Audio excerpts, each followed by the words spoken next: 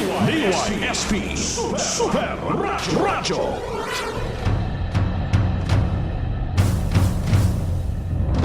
Ugaliing pakinggan ang numero 1 programang Bakbakan sa Super Radio.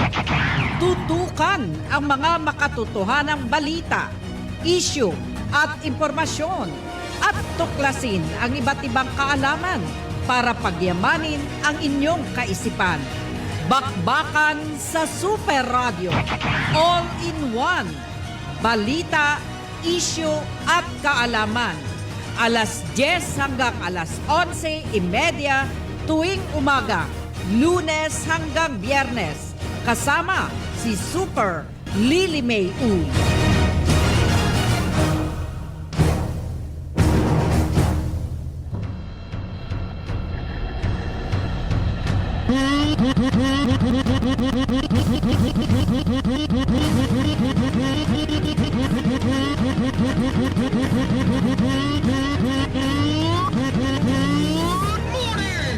Magandang umaga mga ka-Super Radio. Magandang umaga Palawan. Magandang umaga lungsod ng Puerto Princesa. Anong araw ba ngayon? Ngayon ay araw ng Martes. Martes ba? Oo. February 3, 2026. Kahapon pala, Candelaria, no? Magandang umaga Palawan. Kamusta kayo? Ha? Kamusta yung pagtulog nyo? Kamusta ang pagising nyo? Kamusta mga pamilya nyo? Kamusta kayo? Simpleng salita, pero may lalim na ibig sabihin. No? Kamusta kayo? Sa lahat ng mga nakikinig, kamusta kayo? Naway sa mga oras na ito, maganda ang inyong mga inyong kalusugan, maganda ang inyong kaisipan, no? Kamusta kayo? Narito na naman po kayo mga ka-Super Radio sa programang inyong kagigiliwan. Ang programang punong-puno ng impormasyon, punong-puno ng kaalaman, punong-puno ng mga balita. Tuwing Lunes hanggang Biyernes, samahan ninyo ako, ang inyong lingkod, si Super Lily May Uy, no? Sa programang Bakbakan! Dito sa numero 1 himpilang DYSP Super Radio. Diyan sa mga parte norte, parte south. Kamusta ka aking mahal? Sa mga nais mag-follow, like, and share ng aming Facebook page, hanapin nyo lang ang Super Radio Palawan DYSP 909 kHz. At sa TikTok, DYSP Super Radio Palawan. Sa YouTube, DYSP Super Radio Palawan Official. Bakbak Balita. Nung bata pa tayo, mga ka-Super Radio, laging sinasabi ng nanay ko, naalala ko lang, aral ka ng mabuti. Iba yung edukado. No? 'Di ba? Naranasan mo 'yan? Oy, maraming salamat pala sa partner natin kay Super Wilmar Abria, no? Kay Maring Sally Garibay, good morning. Kay Jams Tabi, magandang umaga. Kay Maring Melds Cruzat, good morning! No, pagka edukado ka, iba daw. Kaya dapat mag-aral kang mabuti. Kasi iba nga kapag ikaw ay edukado. Kapag ikaw ay may pinag-aralan, no? Oh, tama naman 'yan, 'di ba? Tama naman. Kapag ikaw ay may pinag-aralan, iba. Kapag ikaw ay may natapos, talagang iba, no? Kapag ikaw ay edukado, iba. Ganon. Ano ba yung edukado? Pero paano kung may narinig ka ay edukado yan, pero ugaling aso? Naalala ko lang nung ako'y nag-aaral pa sa kolehiyo, 'di ba? Minsan sasakay ka sa jeep. Tandaan ko talaga yan. Hindi ko yan makalimutan. Parang naikwento ko nga yan. Pagsakay ko ng jeep, may isang babae sa dulo. Sa may gitna ng jeep. Nasagi ko. So, pagsagi ko, syempre, ang sabihin mo, ay pasensya ka naman ng sorry, gid, na nasagi kita. Gano'n. Ilunggo mo, 'di ba? So, sabi ko, pasensya ka naman ng nasagi ka kita, sorry, gid All the while, ang akala ko, okay na. Nasagi ko lang naman, nag-sorry naman ako. Uy, nagalit. Dami niyang pinagsasabi. To the point na sinabihan niya ako, kilala mo kung sino ko? Ha? Kabalo ka kung ano ko? Ha?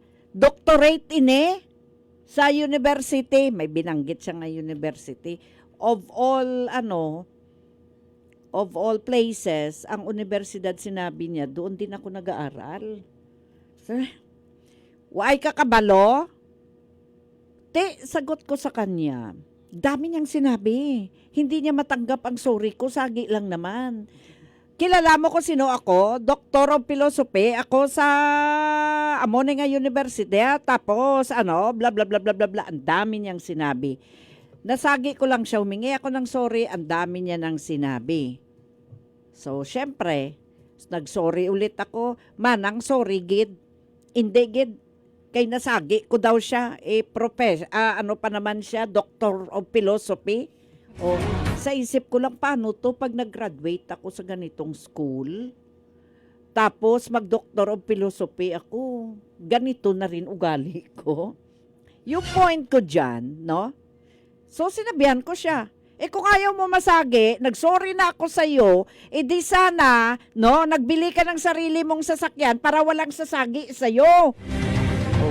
Diba? Kasi ginarespeto, takamanang, pero nagsuri ko sa imo, hindi mo ya pagbatunon, kay ginangud-ngud mo gidya sa akon niya, ang pagka Doctor of Philosophy mo, Doctor of Philosophy ka, nagsuri na ako, hindi mo gidya pagbatunon niya. Ganon yung sagot. Yung sagot, syempre, kabataan mo pa, uminit din yung tainga mo, sorry, gid, kay ginsabat-sabat ta ka, ganon pa, hindi niya pa rin matanggap. Yung punto ko dito, edukado siya, 'di ba? Edukado siya. Pero para sa akin, parang hindi tama yung ugali, no? Pag sinabing edukado, maraming edukado, pero yung ugali ba tama?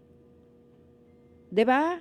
Maraming edukado na hindi nakalimutan ang good moral and right conduct. Sobrang sobrang lulong sa pagiging edukado.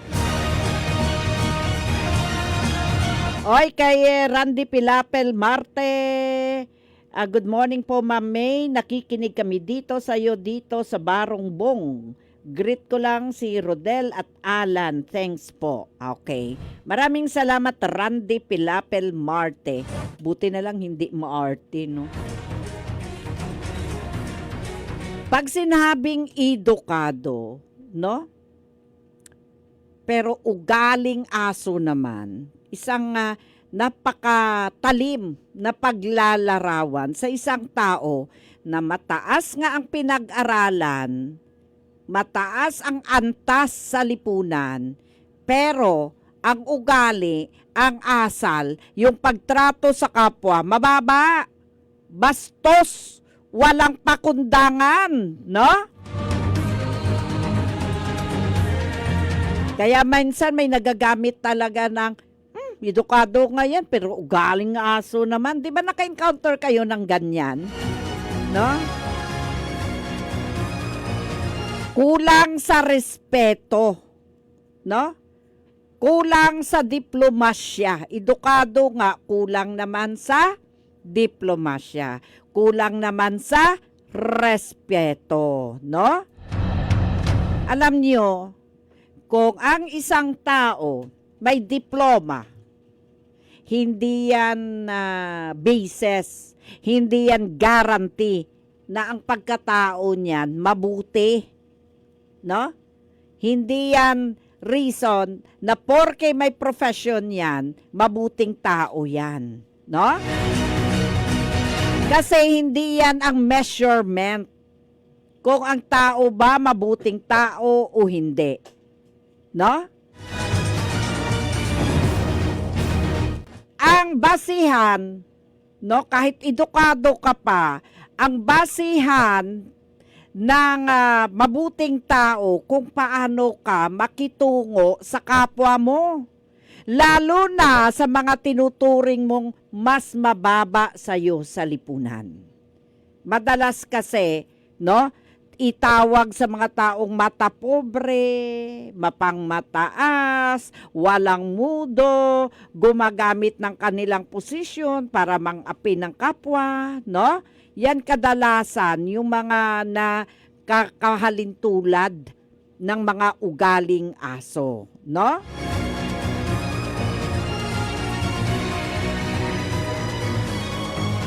Kaya mahirap din kung minsan, no, yung mga walang respeto, no? Alam nyo, wala nang hihigit pang yaman kundi ang respeto sa kapwa. Ang material na yaman, nananakaw yan.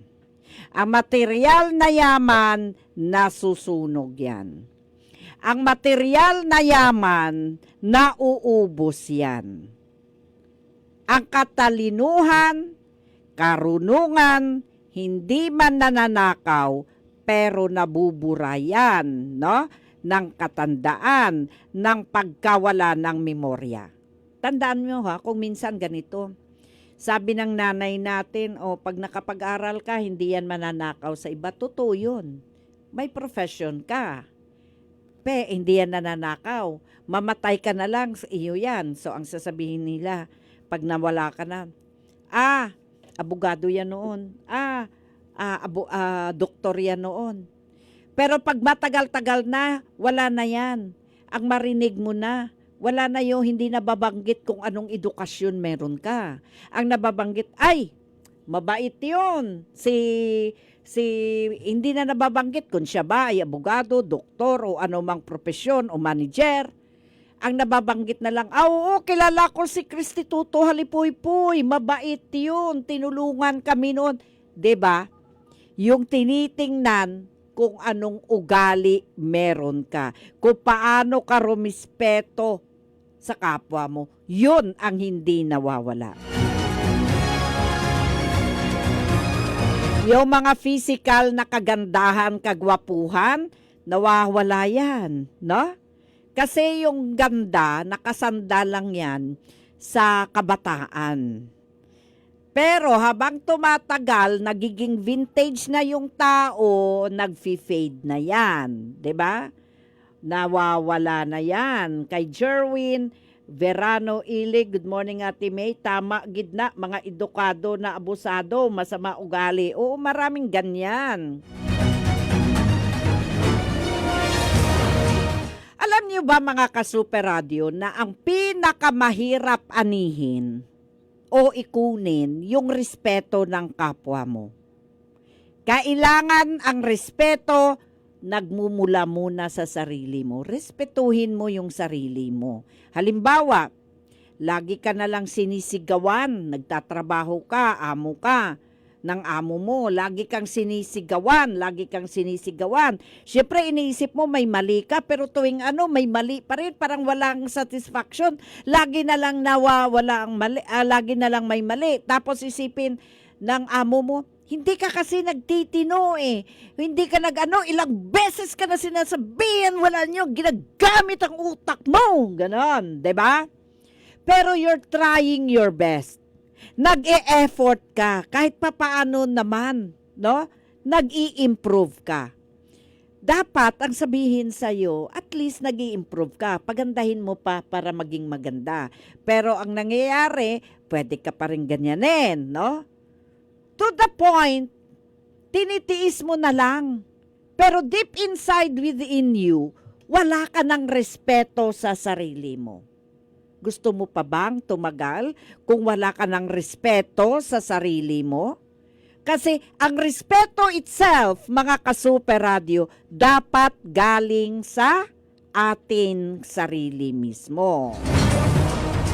Yung respeto ba ng sarili, nabibigay ba yan ng edukasyon? Yung respeto ba sa sarili, nabibigay ba yan ng mataas na estado mo sa buhay? Yung respeto ba sa sarili na ibibigay ng titulo o kapangyarihan mo sa pwesto? Di ba lahat yon hindi na ibigay? Mga ka-Super Radio, 30 minuto makalipas ang alas 10, magbabalik ang bakbakan. Okay, mga ka-Super Radio, no? Kahinaan. Kahinaan at kakulangan, bakbakan mo. Sa ilang mga nasa kapangyarihan, no? Merong mga nasa kapangyarihan, nag-aasal Diyos, na kaya sasabihin nila ang gusto nilang sabihin, kung ano man bitawan nila, gagawin ang gustong gawin, tatapakan ang gustong tapakan, dahil pakiramdam nila mga untouchable sila. May mga ganyan, di ba? Ang nakakalimutan ng marami na gumagawa nito, kusang inaani ang respeto. Hindi ito pwedeng hingiin, hindi ito porsahang kunin, hindi pwedeng bilhin, hindi pwedeng iutos, kusa itong binibigay, kusang tinatanggap ng mga karapat-dapat. Lalo na sa mga opisyal, kahit saan ka man in general, no? Sa mga professional, private man o government, lalo na yung mayroong direktang komunikasyon sa mga kabataan, napakahalaga po na buo ang moralidad ng mga ito para maging magandang halimbawa ng respeto sa kapwa. Hindi lamang sa pananalita, kundi higit sa mga ginagawa. Sinasabi nila madaling magsalita pero mahirap ipakita sa gawa. Pero mayroong mga pagkakataon na kahit sa salita, sumasalto ang mga taong sadyang salat, sadyang kulang ang respeto kahit sa sarili, no? Mahirap kasi ipakita, mahirap ibahagi sa iba ang isang bagay na wala sa'yo. Ano yon? Respeto. Kaya importante respetuhin mo muna yung sarili mo, no? Kaya sa mga official, government man at private ng ating bayan, naway kakitaan kayo ng kagalang-galang na pagkatao sa lahat ng oras at pagkakataon para magsilbi kayong inspirasyon, lalo na sa kabataan. Kunting pino, no? Sa matatalim na pananalita. Kunting pino. Para ma-motivate ang kabataan. Lalo na kung patungkol sa mga leader, ha? Ibigay sa kanila ang respeto na maiuwi mo rin sa ating opisyal bilang kinatawan ng ating bayan. Okay? Kahinaan at kakulangan, bakbakan mo. Tuloy-tuloy tayo sa ating mga karapatan, mga ka-Super Radio, no? Mga karapatan natin, mga ka-Super Radio. Kung minsan, marami sa naging opisyal ng pamahalaan. Correct me if I'm wrong. No? Marami, ha? Kung minsan, marami, ulitin ko ha, kung minsan, marami sa naging opisyal ng pamahalaan, ikaw man ay ibinoto, ikaw man ay appointee, ikaw man ay nasa posisyon na yan dahil sa galing mo, no? Kung nakalimot nakakalimot kung ano ang tamang pag-uugali sa mga taong nagluklok, sa mga taong naglagay sa kanila, sa mga taong naniwala sa kakayahan nila. Pati na rin sa mga empleyado na kanilang nasasakupan. Marami na naging opisyal. Pag sinabi nating opisyal, hindi lang yung binoboto. Kasama riyan na naging opisyal dahil sa kanyang kakayahan. Naging opisyal dahil na-appoint siya. Meron din yan. No? Pati na rin naging opisyal dahil binoto ng taong bayan sa gobyerno. No? Kaya sila nariyan. 'Di ba? Yung pag-uugali, ano ba, nakalimot sa tamang pag-uugali pag nariyan na sa posisyon sa mga taong nagluklok sa kanila, pati na rin yung mga empleyado na kanilang nasasakupan, no? Marami sa kanila naging astang hari na. 'Di ba, Mar? May mga ganyan. Nagiging mayabang na kung umasta. Nagiging arogante na. Nagiging dominante na.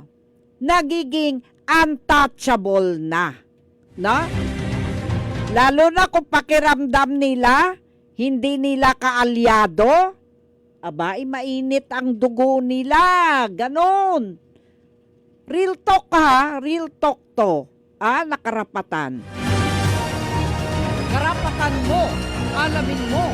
Lalo na kung pakiramdam nila, nasasapawan sila, abay mainit ang dugo nila dyan. Alam nyo, dito sa Pilipinas, may mga, kahit dito sa Puerto Princesa o sa Palawan o sa mga towns, may mga narinig tayong mga sentimiento mula sa mga mamamayan o mula sa mga empleyado ng gobyerno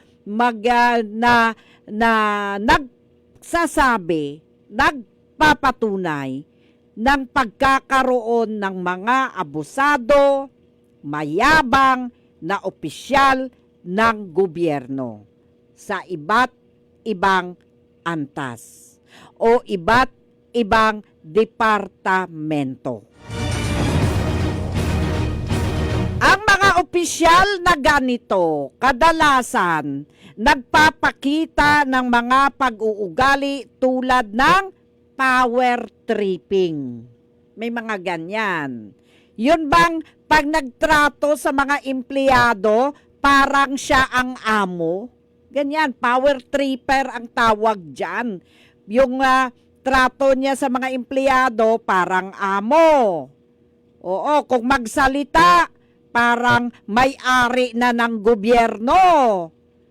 Kung umasta, parang hindi swelduhan ng mamamayan. Ganon. May pagkabastos. Mayabang, kung umasta parang napaka-untouchable na. Kung umasta parang hindi swelduhan ng pera ng bayan. Tama ba, Kumar? May mga ganyan. Yun bang hari kung umasta? No? Parang hari na. Siya lang tama, siya lang magaling. Mainit ang dugo sa mga hindi kaalyado, hindi tama ang paggamit ng kanyang authority dahil sa kanyang posisyon. Karapatan mo, alamin mo, mula sa bakbakan. Ganyang klaseng mga opisyal, alam nyo ba, masisira ang tiwala ng publiko. Kadalasan tinatarget nila ang yung mga ganyang klase ng mga opisyal, tinatarget nila yung mga hindi nila feel, hindi nila gusto, or hindi nila kakampi. Yan ang mga tinatarget nila, pag-iinitan nila yan, kasi opisyal sila. Mga mapang-abuso, mga mapang-mataas, mayabang, dominante na opisyal ng gobyerno, yan madalas pagpapakita ng mga pag-uugali. Tandaan ninyo mga ka-Super Radio, yung ganyang mga ugali, no? Para sa mga public servant, karaniwang nilalarawan sa pamamagitan ng pang-aabuso sa kanyang otoridad.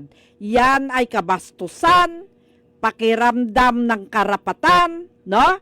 Ang mga pagkilos at pag-uugali na ganito, isang uri ng paglabag sa Republic Act number 6713. Kung ganyan yung ugali, yan ay isang uri ng paglabag sa Republic Act number 6713. Karapatan mo, alamin mo, mula sa bakbakan. Yan yung mga nag-aatas sa mga pampublikong opisyal na maging responsable yung batas na yan.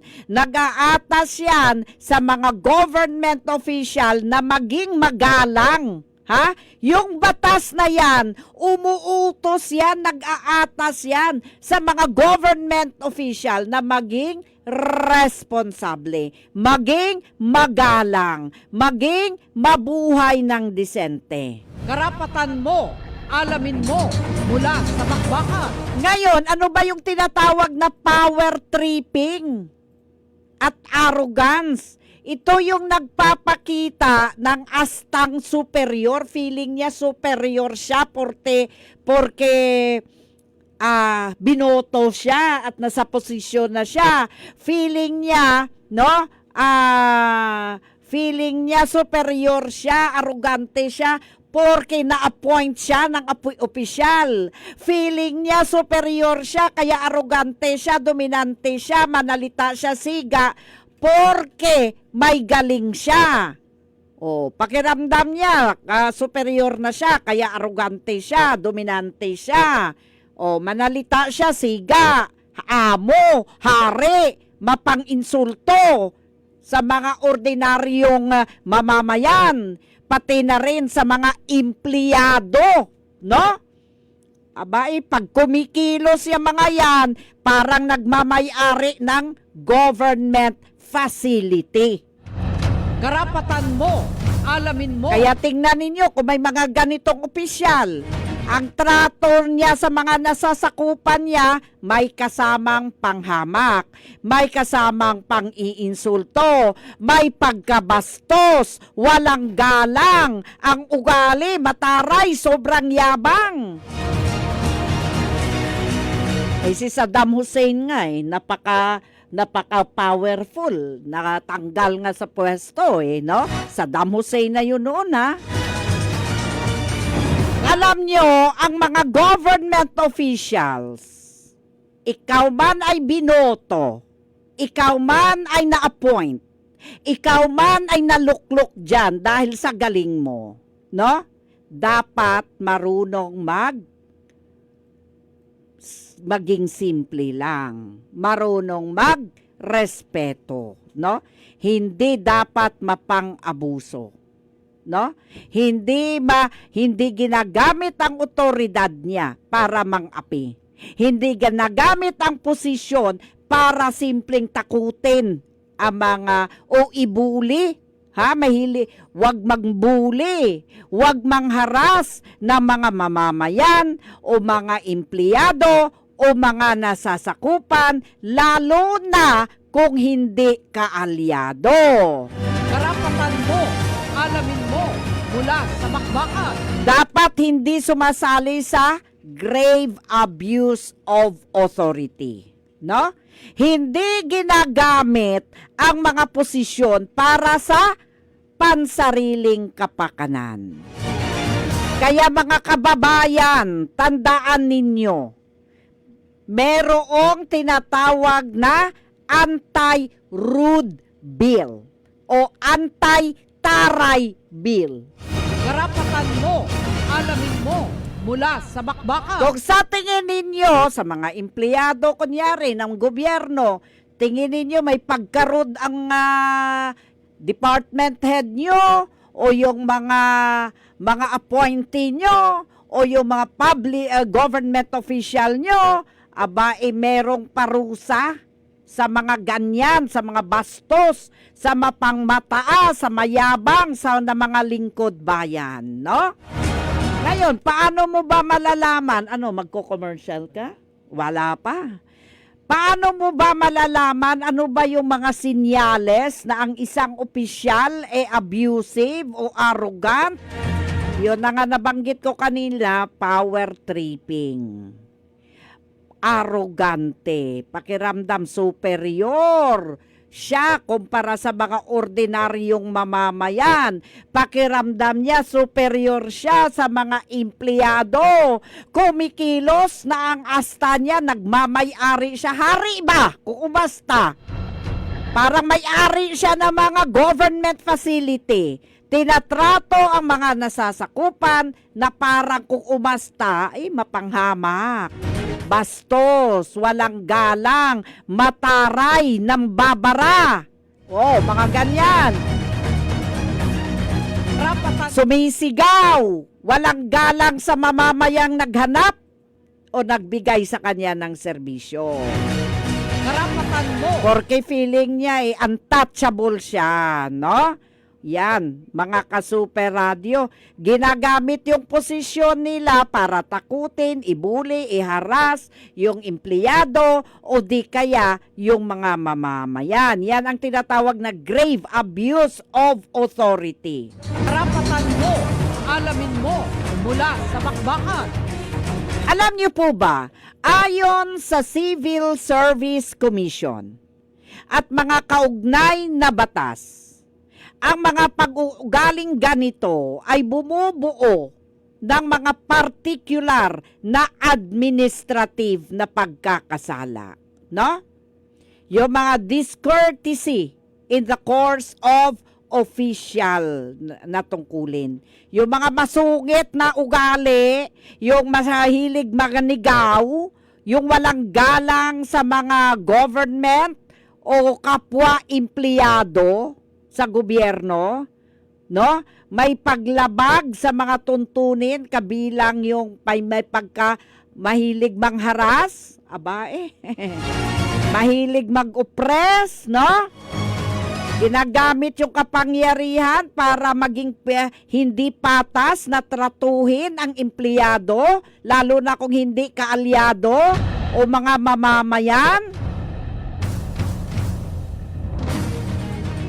Yan yung mga aksyon na sumisira sa reputasyon ng opisina ng gobyerno. Anong isipin nila? Ay, wag ka dyan. Wag kang pumunta dyan. Mayabang yan. Wag kang pumunta yan. May mga term pa nga hambog yan. Wag kang pumunta dyan. Arugante yan. Wag kang pumunta dyan. Grabe yan sa empleyado. Ganyan. Yan ay isang uri na paglabag sa RA 6713. Bigo, itaguyod ang doktrina ng pagtitiwala ng publiko, kabilang ang kawalan ng pagtugon sa publiko. Ngayon, anong gagawin nyo kung alam nyo may ganyang klaseng tao? Maghain kayo ng reklamo.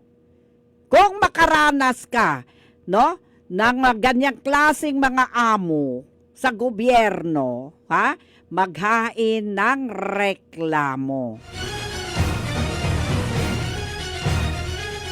Karapatan mo. Alamin mo mula. Magsampa ka ng reklamo sa Civil Service Commission para sa mga kaso na kinasasangkutan ng bastos mapanligalig na ganyang klaseng opisyal, no? O di kaya sa tanggapan ng ombudsman, no? Karapatan mo. May karapatan kayong magreklamo, magsampa ng reklamo, mga ka-super radio, sa ilalim ng 1987 Constitution Republic Act number 6713. Yung ang mga dapat, no, kailangan diyan magreklamo sa Civil Service Commission, Office of the Ombudsman, o di kaya Commission on Audit, no? Yung mga pangunahing details tungkol sa karapatang ito, no, kinabibilangan ng proteksyon laban sa paghihigante. Yung mga, okay mga ka-Super Radio, magbabalik tayo pagkatapos ng mga paalaala. Ugaliing pakinggan ang numero 1 programang Bakbakan sa Super Radio. Tutukan ang mga makatotohanang balita. Okay mga kay Jerwin Verano Elig. Good morning Ate May, tama gid na may mga edukado, abusado o masama ugali. Oy, salamat ha. Kay Maybell, Ma'am Maybell, magandang umaga, Maybell Boulevard. Kay Alwin Haranilla, parang kababayan ko to Kay si Maybell Bolivar. Kay Alwin Haranilla Miraflores, good morning din sa inyo. Okay mga ka-Super Radio, no? Ayan, yun nga ang sinasabi natin, kung may mga ganyan, no, pwede kayong magpadala ng reklamo sa mga DILG, kung lokal na opisyal, o sa mga pamamagitan ng Citizen Desk Reporting System o CDRS ng COA para sa mga irregularidad naman ng pananalapi. No? Maraming pwede ninyong ireklamuhan, no, sa Civil Service Commission, Office of the Ombudsman, Commission on Audit, no? Kasi kung minsan, kaya yan walang tumitino na mga government officials, kung minsan may mga ganyan, kasi walang nagrereklamo. Sinasanay na lang sila. Nakasanayan na lang sila na feeling nila takot ang lahat sa kanila, no? Karapatan mo, alamin mo, mula sa bakbakan. Yung mga walang mudo, mata pobre na pangmataas na mga opisyal, may mga ganyan, yung mga titino masaganda, pero yung mga ugaling aso na ugali, ay nako, kahit anong taas ng pinag-aralan, kung ganyan yung ugali, mawawalan ka talaga ng gana. Kasi walang respeto sa kapwa yung mga ganyan, no? Oy, mga ka-Super Radio, tuloy-tuloy na po tayo sa ating mga bakbak balita.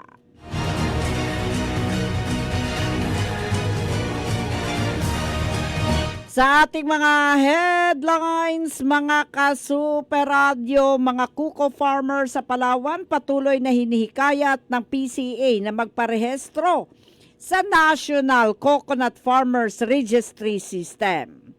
Pangalan ng hepe ng BIR sa Palawan ginamit ng mga scammer para makapanloko. Pinaginala ang tulak ng illegal na droga sa Barangay Siksikan, arestado. Lalaki sugatan matapos bugbugin at hampasin ng baso sa ulo sa Barangay Tagburos. Pamahalang lungsod na Puerto Princesa naglabas ng kautusan sa pagpapatigil ng paningil ng entrance fee sa Erawan Integrated Terminal. Kaso ng dingge sa Palawan umakyat sa mahigit 200. Yan ang mga balitang inyong antabayanan dito sa Bakbakan sa Super Radio. Punta natin Super Rodel Guzman. Mga kuko farmers sa Palawan patuloy na hinihikayat ng PCA na magparehistro sa National Coconut Farmers Registry System. Super Rodel, pasok! Patuloy na nanawagan ng Philippine Coconut Authority o PCA sa Palawan sa lahat ng mga magniniyog na magparehistro sa National Coconut Farmers Registry System o ito ang tinatawag na NCFRS upang makasama sa database na listahan ng mga coconut farmers sa bansa. Ayon kay Engineer Arlo Solano, hepe ng PCA sa Palawan, napaka-importante umano ng isang magniniyog ay rehistrado sa NCFRS dahil maraming benepisyo at dapat matanggap mula sa pamahalaan na pinagkakaloob sa mga magniniyog. dahil lahat ng ayuda o naman tulong ng gobyerno para sa mga magsasaka ng niyog ay pinagkakaloob lamang doon sa mga nakarehistro sa naturang programa. Kaya ayon kay Engineer Solano, dapat huwag itong paniwalain ng mga coconut farmers dahil napakahalaga nito. Hindi natin inaasahan na may dumaang kalamidad sa ating lugar. Kapag rehistrado sa NCFRS ay agad matutulungan ng gobyerno. Huwag manong palalampasin ang mga benepisyo na dapat matanggap sa gobyerno sa ilalim ng Republic Act No. 11524 o itong Coconut Farmers and Industry Trust Fund Act. Ako, si Rodel Guzman ng Jeremy, Super Radio Palawan, dapat totoo. Maraming salamat sa iyo, Super Rodel Guzman. Bakbak Balita. Pamahalaang lungsod na Puerto Princesa naglabas ng kautusan sa pagpapatigil ng paniningil ng entrance fee sa Erawan Integrated Terminal. Super June Visor Bantaculo, pasok! June Visor Bantaculo, pasok!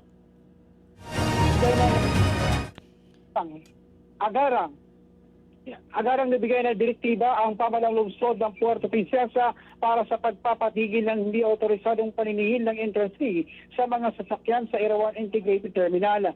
Ang sa opisyal na pahayag ng city government, napag-alaman na may terminal supervisor na naningil ng fees kahit walang umiiral na ordinansa o aprobadong alituntunin na nagbibigay ng pahintulot dito. Inatasan din ng nasabing tauhan na i-refund ang lahat ng halagang nakolekta at binigyan ng formal na babala ng anumang pag-uulit na katulad na insidente ay papatawan ng kaukulang parusa alinsunod sa umiiral na mga patakaran.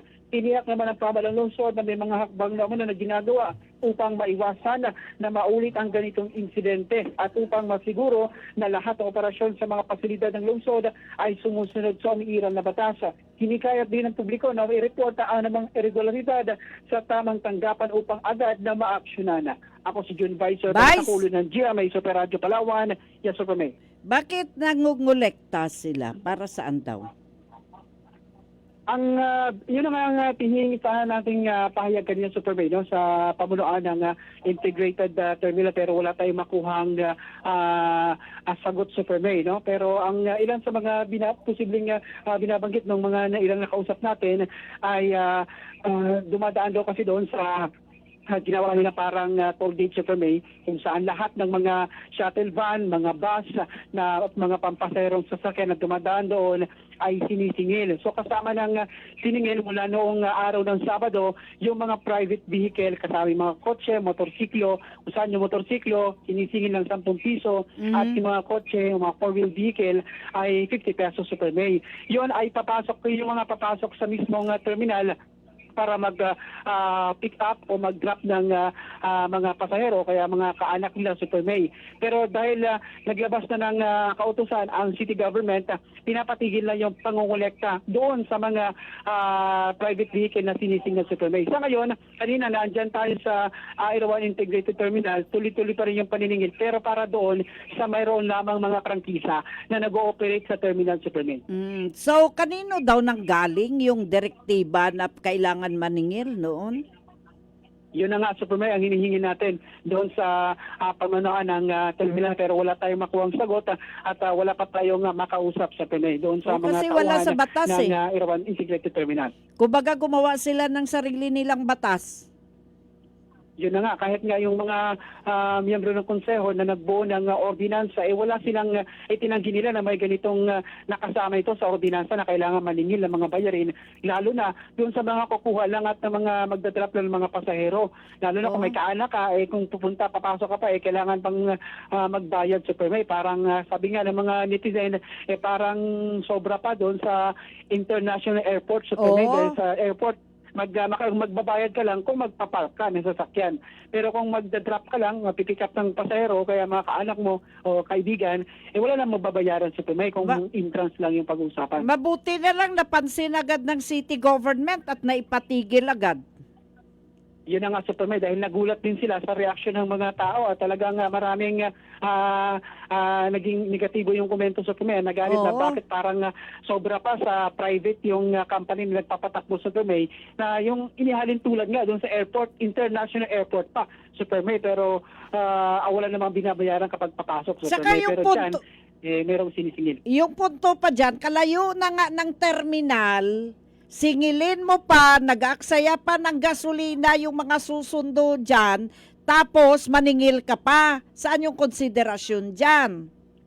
Yun ang nga Superman, lalo na yung mga talagang madalas sumusundo o kaya may trabaho na malayo at dyan na Oo. kailangan magpababa o kaya dyan magsusundo, talagang sakit sa ulo at sakit sa bulsa. Hindi biro yung 10 piso at 50 pesos Superman na dagdag pa sana sa pang-araw-araw na gastusin Superman. Oh, at saka, kunyari galing ka sa bayan, tapos magsundo ka dyan, ang layo-layo na, tapos singilin mo pa, ay nako, mali yun. O, tsaka ang isa pang doon problema, kung talagang naniningil sila ng ganyan, walang maayos na pagpapakalat ng impormasyon. Oo. Superman. Parang nagulat lang yung ating mga kababayan. Kaya talagang gano'n na lang yung naging reaksyon nila, Superman. Dapat hanapin nila kung sino may utos dyan at bigyan ng ng kaukulang kumbaga memorandum, 'di ba? Oo, Superman, base nga doon sa nilabas na official statement ng city government, pinapa-refund nila doon sa mga tauhan na nangolekta, yung mga nakolekta nila, Superman. Paano naman maparefund yun kung hindi nila kilala yung mga pumasok doon? Kanino nila ibalik yun? 'Di Yun ba? na nga ang problema, Superman, kung paano mangyayari yung pagre-refund, Superman. Oo, hausyaw yan eh. Panluloko yun. Kaya dapat talaga Tama ka na, Superman. dapat bigyan ng job description yung nagbigay ng utos dyan kung hanggang saan lang limitasyon ng kanyang desisyon. Hindi siya pwedeng gumawa, na overpass niya yung yung mga konseho. 'Di ba? Gumawa siya Yun ng na nga. sarili niyang desisyon. Ay, naku, pasaway talaga. Okay, maraming salamat sa iyo, Super June Vicer Bantaculo. Maraming salamat, balik sa'yo. Bakbak Balita. Punta naman natin si Super Kenneth, pinaghihinalang tulak ng illegal na droga sa Barangay Siksikan. Arestado, Super Kenneth, pasok! Arestado ng mga otoridad ng isang ininalang tulak ng illegal na droga at sinisagawang drug by mass operation ng Philippine National Police Drug Enforcement Group. Kinila na aresto sa area na Torex, 52 anyos residente ng Burok Talisay sa naturang barangay. Saan sa naturang operasyon ay nabili nito ng pakete ng pinagbabawal na droga habang nakakumpiska pa sa kanyang pangangalaga ng 3 pang karagdagan nito. Sa ngayon ay nasa kustodiya ng pulisya, nabanggit na naaresto at naharap sa kasong paglabag sa Republic Act 9165 o Comprehensive Dangerous Drugs Act of 2002. Ako si Kenneth Colombris ng GMA Super Radio, Palawan. Dapat totoo. Maraming salamat sa iyo, Super Kenneth Calomres. Kaso ng dengue sa Palawan umakyat na sa mahigit 200, Super June Vicer. Pasok! Makyat na sa kabuang 227 ang bilang ng mga nagkasakit ng dengue sa Puerto Princesa at lalawigan ng Palawan na may 4 na ang namatay sa nakalipas lamang na buwan ng Enero ngayong taon. Sa datos ng Victor Borna Mimaropa, nasa 42% ang pagbaba ng kaso ito sa kaparehong panahon noong nakaraang taon na may 300 at 70. Nagtala naman ang Puerto Princesa ng 44 na kaso na may 2 namatay. Sinundan ng Nara na may 25 kaso, Busuanga na may 23 at Batarasa na may 21 kaso. Habang may naitalang isang nasawi ang Kulyon at Coron. Nangunguna pa rin ang Palawan sa buong rehiyon ng Mimaropa na mayroon namang kabuuan na 467 dengue cases at nasa 5 na ang namatay. Ako si John Vicer Bantaculo ng GMA Super Radio Palawan. Dapat totoo. Maraming salamat sa iyo, Super June Vicer Bantaculo. Mga coco farmers sa Palawan patuloy na hinikayat ng PCA na magparehistro sa National Coconut Farmers Registry System. Pangalan ng hepe ng BIR sa Palawan, ginamit ng mga scammers para makapanloko. Super Rodel, pasok. Binalaan ng Bureau of Internal Revenue BIR sa Palawan ang publiko ng huwag panuloko sa mga scammer na gumagamit ang pangalan ng BIR at ni Revenue District Officer Rodante Caballero upang makapanloko. Sa advisory ng BIR, nakarating umano sa kanilang kaalaman na may mapaninlang na individual na ginagamit ang pangalan ni Caballero upang makapanloko. Ang mga naturang scammer tumatawag umano sa mga kainan, catering services at iba pang negosyo gamit ang pangalan ni RDO Caballero at BIR at humihingi ng kaukulang pabor. Ililinaw ng ahensya na hindi tumatawag si RDO Dante Caballero para mag-order ng pagkain, humingi ng personal na pabor. Lahat umano ng transaction sa BIR ay ginagawa lamang sa loob ng opisina. Kinumpirma din ng BIR ang numerong 0995-523-1315 ay hindi pag-aari ng BIR, kaya nanawagan sila sa publiko sakaling tumawag sa kanila ang naturang numero, huwag i-entertain dahil ito ang gamit ng mga scammer. Ako, si Rodel Guzman ng GMA Super Radio Palawan. Dapat totoo. Super Rodel, Yes, Manager. kami ang naranasan namin yung may nag-deliver tapos pinabayaran. Wala naman kaming order. Pagbukas namin yung laman ng delivery, puro lupa na nakaplastic. Kaya yung mga ganito bagay, Manager, talagang naglipanan na naman. Kaya maging maingat Oo. yung ating mga kababayan. Oo. Eh, mismo nga itong hepe na ng BIR, yung ginamit na. Oo. Na itong mga manluloko na ito at tumatawag sa iba't ibang negosyo, katulad ng pakainan, Oo. catering services, at nag-order daw itong si RDO Caballero, Manager. Okay. Maraming salamat sa iyo, Super Rodel Guzman. Bakbak Balita. Okay, mga ka-Super Radio, tuloy-tuloy po tayo. Lalaki sugatan matapos bugbugin at hampasin ng baso sa ulo sa barangay Tagboros. Super Kenneth Calomres, pasok. Sugatan ang isang lalaki matapos bugbugin at tampasin ng baso sa ulo ng ilang kabataan pasado alas 10 kagabi sa Purok Masigla, Barangay Tagboros, dito sa lungsod. Ayon kay Chief Tanod Angelito Analaon ng Barangay Tagboros, ayon sa isang saksi, habang nagiinuman ang biktima at ang kanyang mga kasama sa loob ng kanilang boarding house, ay bilang dumating ang humigit kumulang 6 na kabataan at pinagsusuntok ang biktima. Inampas pa umano ito ng baso sa ulo bago mabilis na tumakas ang mga suspect. Bumisita lamang umano ang biktima sa lugar dahil doon pansamantalang tumutuloy ang kanyang mga kaibigan na pawang babae na kanyang kasamang umiinom. Posible umano nagselo sa mga suspect sa biktima na ayon sa barangay ay kilala rin ng naturang babae. Ako si Kenneth Calombris ng GMA Super Radio Palawan, dapat totoo. Maraming salamat sa iyo, Super Kenneth Calomres. Mga ka-Super Radio, tuloy po tayo sa ating dagdag kaalaman.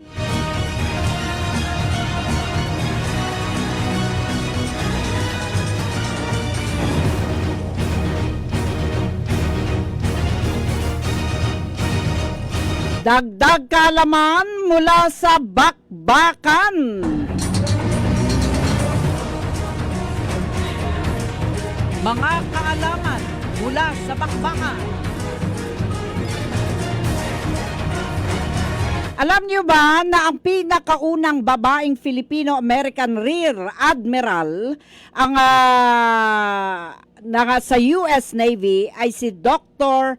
Eleanor Connie Mariano, isang manggagamot na gumawa din ng kasaysayan bilang unang babaeng militar na nagsilbi bilang White House physician at direktor ng White House Medical Unit sa ilalim ni na Pangulong Bush at Clinton.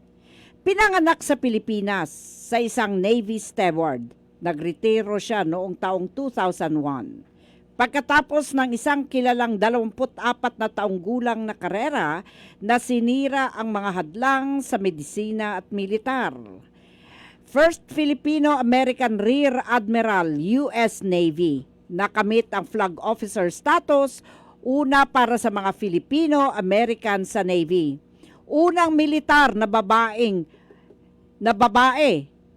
naging White House doctor, tinalaga upang maglingkod kay Pangulong George H.W. Bush at Bill Clinton. Unang babaeng direktor ng White House Medical Unit. Pinangunahan ang pangkat ng medical para sa Pangulo. Unang graduate ng Uniformed Services. University of Health Science para maabot ang flag officer. Isang makabuluhang medical na milestone. Mga highlight sa karera, pinanganak sa Pilipinas, sumunod sa serbisyo militar ng kanyang ama, nagtapos ng mga karangalan mula sa UC San Diego, nakuha ang kanyang medical na degree mula sa Uniformed Services University of Health Sciences, naglingkod sa USS Prairie at natapos ang panirahan sa San Diego bago ang kanyang appointment sa White House. Nagretiro mula sa Navy noong taong 2001 at sumali sa Mayo Clinic. Mga ka-Super Radio, 30 minuto makalipas ang alas 11 ng umaga. Wala na po tayong oras. Maraming salamat po. Muli ito inyong nakasama si Super Lily May Uy.